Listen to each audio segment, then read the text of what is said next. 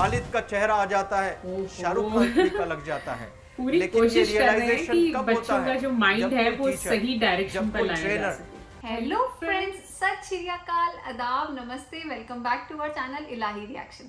आज हम अपने चैनल पे लेके आए हैं बहुत ही ज़्यादा, बहुत टाइम से हमें कमेंट आ रहा है कि ये वीडियो हमें रिएक्ट करना चाहिए। तो आज हम रिएक्ट करने वाले हैं best motivational speaker in India Munawar Zama speech on parents and hostel girls Ajmal foundation. तो मतलब I think it's been a month, एक महीने से हमें ये कमेंट आ रहा था। और जैसा कि हम आपको हमेशा बताते हैं कि इतने सारे कमेंट्स आते हैं और हमारे पास इतनी लॉन्ग लिस्ट है वीडियोस की कि हम एक के बाद एक कर रहे हैं, तब भी वो वीडियोस खत्म नहीं हो पा रही हैं। तो आज हमने सोचा कि पहले ये वीडियो देखते हैं। इस वीडियो के अंदर क्या है, emotional speech on parents of hostel girls.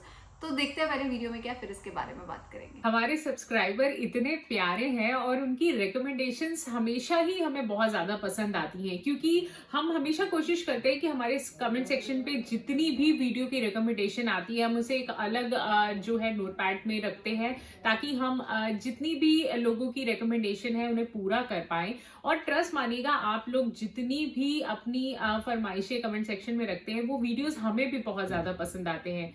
और इस वीडियो की काफी ज्यादा जो है डिमांड आ रही थी कमेंट सेक्शन में, तो हमने सोचा क्यों ना आज का दिन जो है वो इस वीडियो के साथ ही शुरू किया जाए। तो चलिए बिना किसी देरी के शुरू करते हैं आज की इस वीडियो को।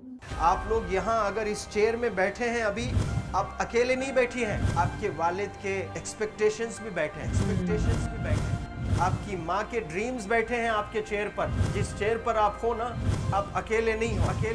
Dreams of your parents are there. उसको कुचल कर चले जाते हो, उसको इग्नोर कर चले जाते हो, उनके एक्सपेक्टेशंस हैं आपके चेयर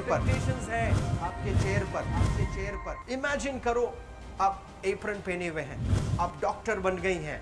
खुशी आपको नहीं होगी, खुशी आपके माँ को होगी। डिफाइन नहीं कर सकते हो आप। ऐसे मोमेंट्स होते हैं वो पेरेंट्स के, जब आप कोई चीज़ अचीव करते हो अपनी लाइफ में और ड्रीम होता है उनका कि मेरी बेटी डॉक्टर बने।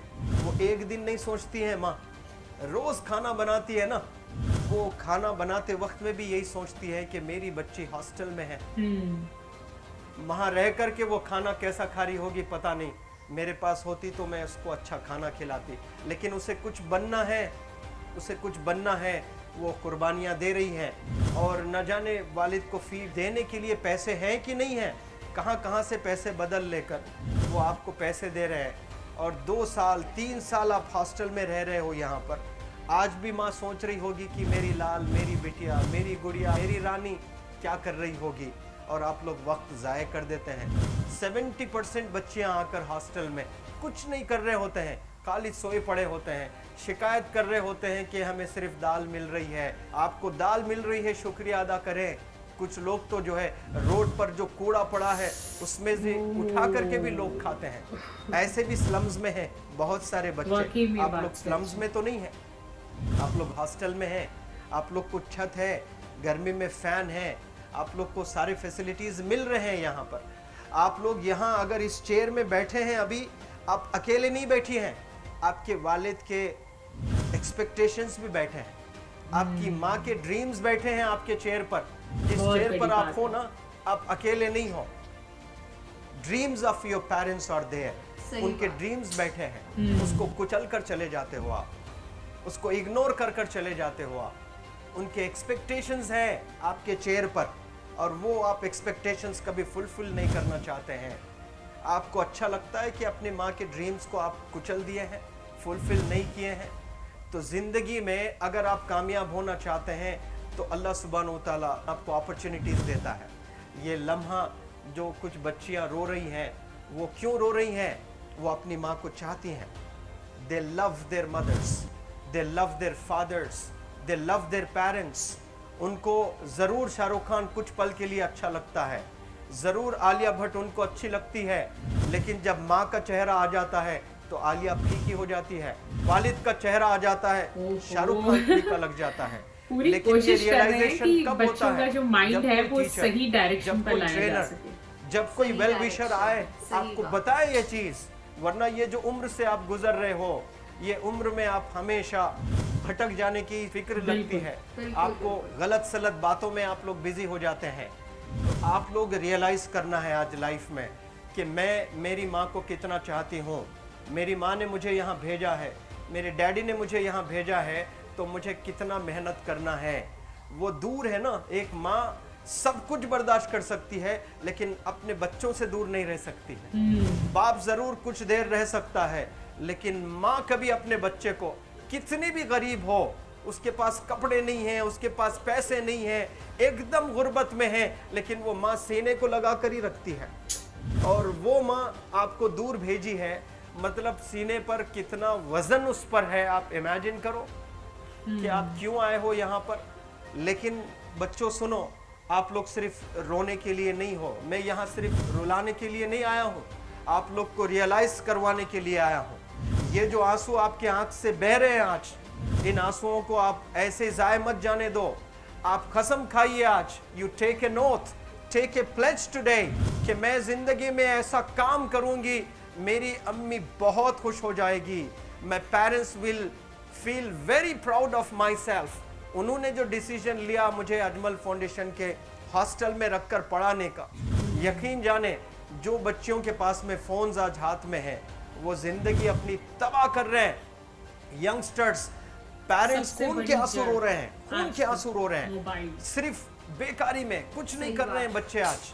लेकिन आप लोग यहाँ पर आए हैं, कई गलत चीजों से आप लोग बच रहे हैं माशाल्लाह, कई गुनाहों से आप लोग बच रहे हैं, कई गलत कामों से आप लोग बच रहे हैं।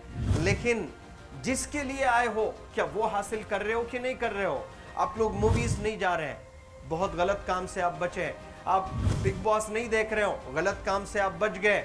आप पार्कों में जाकर नहीं बैठ रहे हैं, गलत काम से बच गए। आप होटल में जाकर बॉयफ्रेंड्स के साथ नहीं बैठ रहे हैं, गलत काम से आप बच गए। लेकिन सिर्फ गलत काम से बचने के लिए नहीं आए यहाँ पर, कुछ हासिल करने के लिए आए अपनी लाइफ में, कुछ अचीव करने के लिए आए हैं अपनी लाइफ में। और उसके लिए आपको डिटरमिन होना पड़ेगा।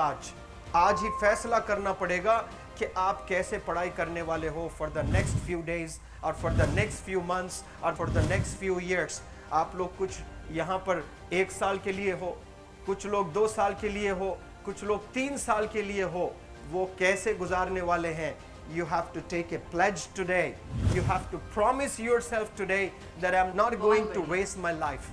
ये जो उम्र है आप लोग की, यकीन जाने ये गोल्डन पीरियड होता है। ये लड़कियां जो फेज से गुजर रही हो ना, ये PHASC फेज, ये गोल्डन पीरियड वाला फेज है।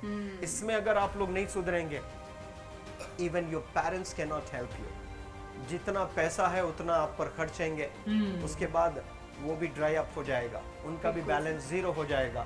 उसके बाद आपका दर्द देखकर वो बीमार होना शुरू हो जाएंगे, उनके पास पैसे नहीं रहेंगे इलाज कराने के लिए। आप परेशान, फिर वो परेशान। आपके परेशानी को देखकर नए नए किस्म की बीमारियां आ जाती हैं अपने पेरेंट्स को। क्या आप ऐसे परेशान करने के लिए पैदा हुए? आज बहुत सारे पेरेंट्स को हार्ट अटैक आ रहा है, बीपी नॉर्मल होता है, बच्चों की वजह से 240 हो जाता है ब्लड प्रेशर। शुगर नॉर्मल होता है, अचानक यंग 30 ईयर ओल्ड एक माँ होती है या 40 ईयर ओल्ड एक माँ होती है, बच्चों की वजह से उनका ब्लड प्रेशर बढ़ गया, थायराइड आ गया। सोच सोच कर बच्चों को लेकर इतना परेशान पेरेंट्स। और आप लोग को यहाँ हॉस्टल में अगर भेजे हैं तो आप लोग मुझे मेरे एक सवाल का जवाब दीजिए, क्या पैसे ज़ाय करने के लिए भेजे हैं? आपके ज़िंदगी को तबाह करने के लिए भेजे हैं? एक एक दिन उनके ख्वाब एसोसिएटेड हैं आपके यहाँ बैठने के। यहाँ जो आप बैठे हो ना, वो लोग सोचते हैं हर दिन कि ये 2 साल कब गुजर जाएंगे, ये 3 साल कब गुजर जाएंगे।